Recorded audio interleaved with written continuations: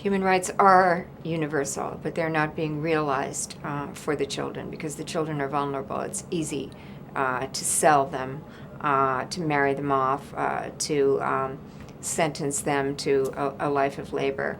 Adults are not particularly responsible in all situations, and they abuse children every way we can think of. So for us to rise up as a community and say the rights of the child need to be protected, they need to be established,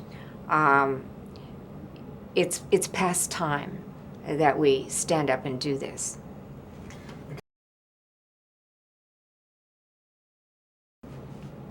People are selfish, and children are victims over and over again.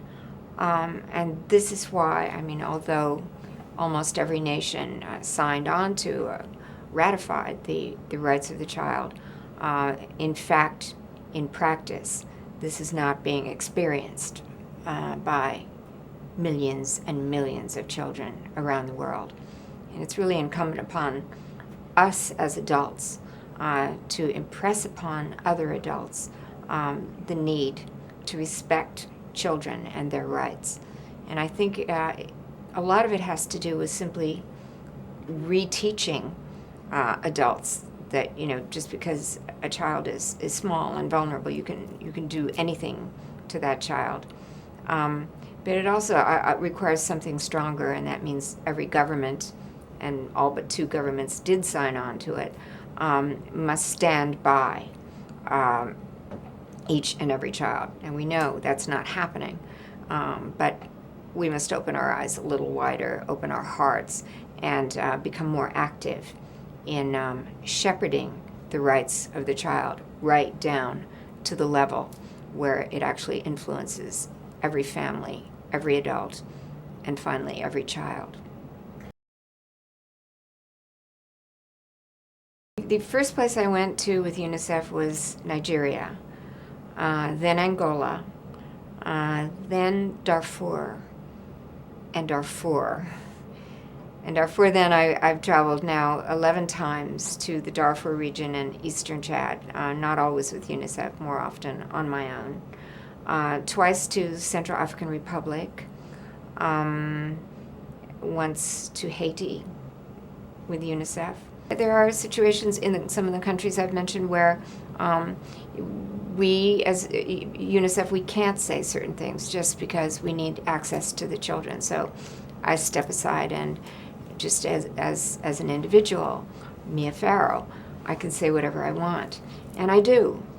And it's really since my first trip to Darfur in 2004, and then again in 2006, that I witness things that I could just no longer be silent about, and it changed my life. I don't want to do movies anymore. I don't want to act anymore. The things I used to be, they gave me the opportunity to work with UNICEF, and now I just want to do this full time. At least in democracies, we can influence our governments. There was a late Senator, Paul Simon, an American senator, now dead, who said that if just 100 people had written in or contacted their leadership during the Rwandan genocide, that our government would have intervened. Whatever you feel about that, it does place squarely on our shoulders, gives us a real sense of our responsibility as individuals. Now, I come from a generation that brought an end to a war because we considered it to be unjust, and this was the Vietnam War. And it was individuals, one by one, taking to the streets, writing to the government, protesting on campuses, peaceful protests for the most part. We expressed our view to our government, and I believe that, if, like the late Senator Paul Simon said, just 100 people from every district, and by that means every congressional district or every senatorial, every state, out of all the millions, if just 100 write in, we represent millions. So it gives us, a sense of power, and I think responsibility to be the one that's heard. Many countries, they don't care what you say. It's much harder to have laws passed, but we can work in subtle ways within our communities.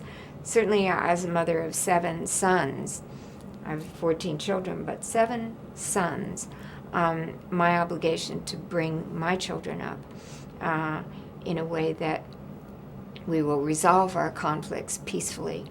We can all do that as parents, as citizens, and within our communities to help young people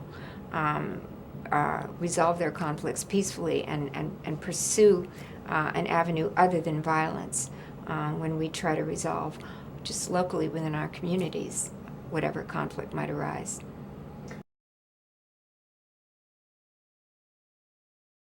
I don't even know where to begin. I've seen so many child soldiers that couldn't have been more than 10 or 11 years old in uniform and with guns. I've seen little children raped, and as if that wasn't enough, by many men, and as if that wasn't enough, their legs were pounded into pulp afterward. I come away from some of these trips with huge existential questions about who we are as human beings and how we have to be more alert and aware of our own components as human beings. We have the capacity to do wonderful things and help each other, and we have the capacity to do terrible things to each other. And to acknowledge that we have those components, own them, and take responsibility for them. I mean, this is huge, and I feel that, as a parent, a single parent of my own children, that, if every parent and every human being just says, yes, the enemy is also me, and I accept that I can do terrible things. I'm capable of doing terrible things, and I'm also capable of doing immense good in this world and helping others. And it's a question of decision and weeding out those components that are less worthy to be the person we need to be.